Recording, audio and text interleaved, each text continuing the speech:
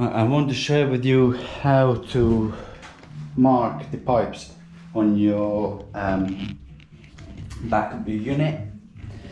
So obviously first of all you're gonna have to mark out roughly or near enough where your unit's gonna sit. Therefore I said it's best if you have laser level to do the height of the units, because then what I do, I mark the side with the level down, which represents this edge, and then obviously that line here is the top of the units. And then what I do, I take my tape measure and I start measuring one by one. So center of the pipe to the edge, then I transfer the measurement onto the unit again. Then to get a height, you go to your laser level line and then center of the pipe. That's, you get your unit, you got your measurement, you put it on a unit, and you carry on until you got all your dimensions what you require. And then use hole saw, go halfway through. Once tip of the drill is out, you go from inside of the unit, and that's how you're gonna get a nicer finish without chips on the inside of the cupboard. So I will crack on. I just thought I'm going to share with you that. Also don't forget, allow for your stopcock, etc., whatever you got there, because yeah, you'll need all waste, water, and so on. So yeah, I'll catch up with you in a bit. Alright, we've drilled all the necessary holes. As you can see, it's nice and neat. So the next step, what I would do though, is leave the bucket. If you had to move some of the plumbing or unscrew, or just leave it under to make sure there's no leaks, because usually it appears a bit later, some drips. So the next step for us is to get straight edge going from this corner unit and seeing where we end up in terms of our squareness to the room, etc. But you need straight edge. Reason being is because if you don't have it, what could happen theoretically is that your units aren't in line, because obviously you've got spaces here for dishwasher, washing machine, etc. So because of that, what you could end up doing is setting one unit deeper than other, and when you put your worktop on, you'll realize that your units aren't in line. So you have to take it apart, push it, pack it, etc. So you don't want to do that. What you want to do is make sure you do it right first time around. So hence why I put my straight edge. Sorry that I can't film everything. This is my last battery, so I want to make sure it lasts me today. So I'll just tune in when I'm done something, done a bit. I'll tune in to show you what I've done, explain you, and then I come back to you. So yeah, I'll speak to you in a bit.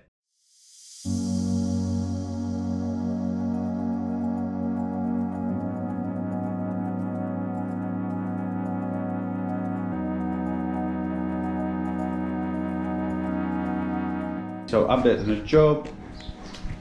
So yesterday we made this corner unit for which we had given end panels, base panels. So all I did is measured that, and it appeared to be about 45 degrees. So that's what I did. I cut it to 45 and made it slightly shorter. Reason being because otherwise we wouldn't have enough material. So next step, after you fixed all your units in position, double check that you're happy with measurements. Next step would be to fit the worktops. I wouldn't suggest finishing like end panels, etc. before that, because A, you'll be in your way to get under fixing worktop in, and it just makes it easier for yourself to do worktops as the next stage, and then once the worktops are done, then you can do the finishing of like end panels and wall units and fillet panels, whatever you need to do. But that's my personal preference. That's how I do it. So you might choose to do it differently, but that's my way of doing it. So I do certain stages for any kitchen really. So yeah, today we're fitting the worktops as I said, and hope you're enjoying it, and I'll catch up with you in a bit. So if for instance you weren't sure of how to pack it, etc., which you know should be able to do, but anyway, let's allow that scenario. The trouble is that we can't really cut 25mm off the end of both, because we got these pipes coming through. If your worktop wouldn't have these pipes in the middle of the long bit of worktop, what you could have done is, providing that you leave your worktop long like we did, what you could do is, because on a jig you got 600 setting, so you could do it in 600 setting, both worktops, and then what you could do is cut them in to fit your units. That's another option for some who don't have a problem with the pipes. Unfortunately we got pipes, so and without actually having that notch, we wouldn't be able to see whether this worktop sits good enough for us in terms of against the units, etc. So hence why I've had to go this route, that I'm gonna have to pack back my jig so it doesn't cut 600 but like 575. But if you don't have pipes like that coming up, you could technically do the sand long, provided you leave enough for cutting off that end, because you're gonna have to shunt everything forward. So you could cut this at 600 with your jig and then cut off 25mm. So yeah, so there are obviously a few options available depending on your circumstances. In my case, I can't do it because I've got the pipes, but you might be lucky that you don't have any pipe work coming up, and you could route everything as per jig with your pins, etc., and then just trim off 25mm of the end. So yeah, obviously not every case will be like mine, but yeah, try to think of the sort of easier way for yourself in terms of speed, etc. So yeah, I'm gonna have to do it that way, but that's fine, as long as you keep that in mind, because you know you could make a mistake. And especially I would suggest always leave at least 100mm overhang on other end where possible, and before, like, only trim your end to the exact measurement you need it after you've done your routing, just in case if you need to adjust something, because sometimes the adjustment needed and it's not straightforward. So if you cut it all sort of flush where it needs to be, so you don't have adjustment, you're gonna have to replace the worktop. So yeah, I will catch up with you in a bit.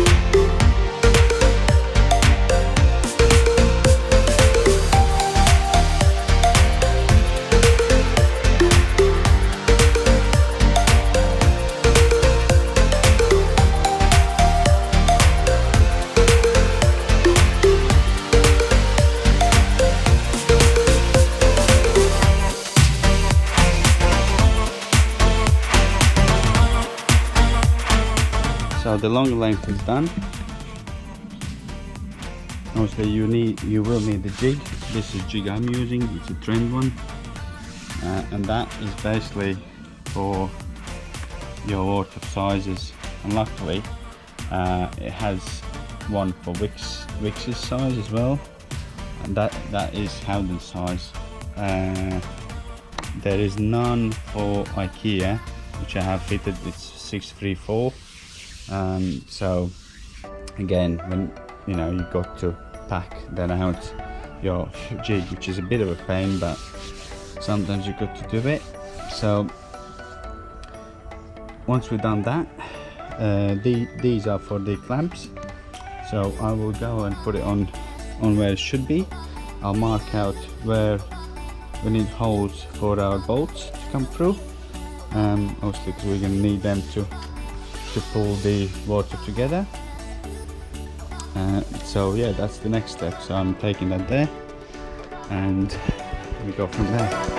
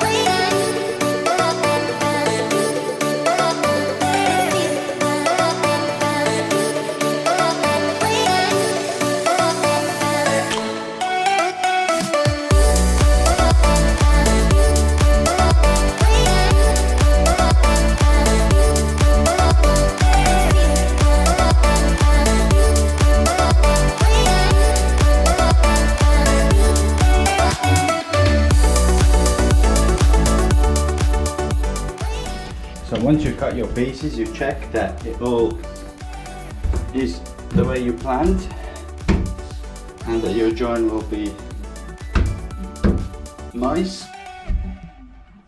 It all lines up. When I cut these pieces which are fitted in afterwards, I leave about 2mm gap. Reason being is because when you put it in, what could happen, you could chip the edge if you don't have that gap, if you force it in.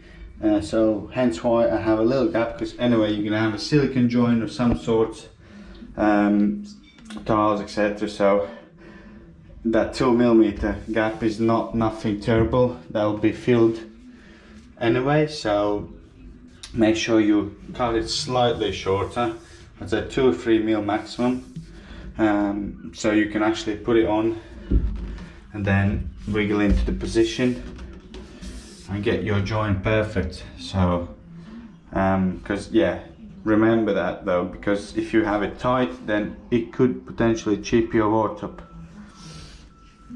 So that's why you don't want to be too tight. So yeah, next step will be I'll join this together. No, actually we need to trim the end, and we'll glue the end on this, and after that we will join that joint, and we get on to the other side. So after you manage to route your ends, next step is place your worktop in a position and put a sink on top and make sure it lines up to sit in a unit itself. Mark it, cut it, because you could technically cut it on here, but you need to pack it up, and therefore it's not obviously the easiest. So especially if you got like less units to support you off. If I would have units here, I probably would have cut it on here, just raised it up and packed it, but because I don't, you know, you could snap it, so I have to be careful with it. I'll cut it. I will cut the worktop outside. So I've placed the worktop here, brought the sink, placed it to see visually that it's gonna line through, sit in here. You will have to cut this back, and that's always the case. So you're gonna have to undo these bolts before you put it on and pull them out, ideally. And yeah, so that's that basically, and then you just jigsaw this back, and when you fix it, you're gonna have to fix your unit. You don't want to take it out because A, when you open the door, it's not gonna have the front edge, and B, it's some sort of at least fixing for your worktop as well. So yeah, keep that in. And also you need to make sure that your bowl sits on this side of the back. So yeah, just make sure you measure off correctly.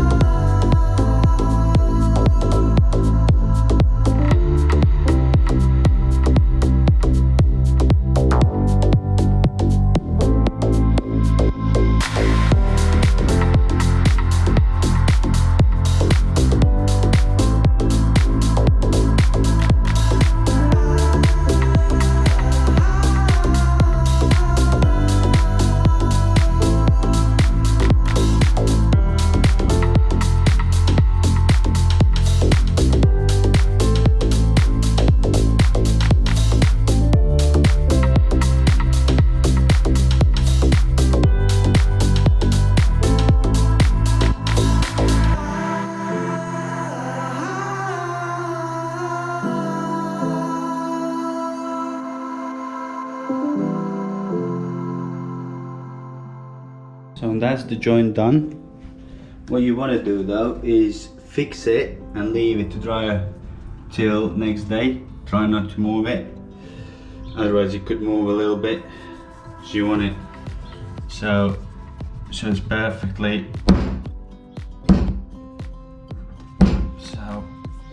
flush, and you can achieve that if you need a little bit by putting some screws or clamps, which is what I've done. So what I'll do, I'll put some screws there to bring this side down a little bit, and that's that. So as I said, we've got that out, but for the sinks you need to silicone it, so I'll do that tonight. I'll cut this out as well.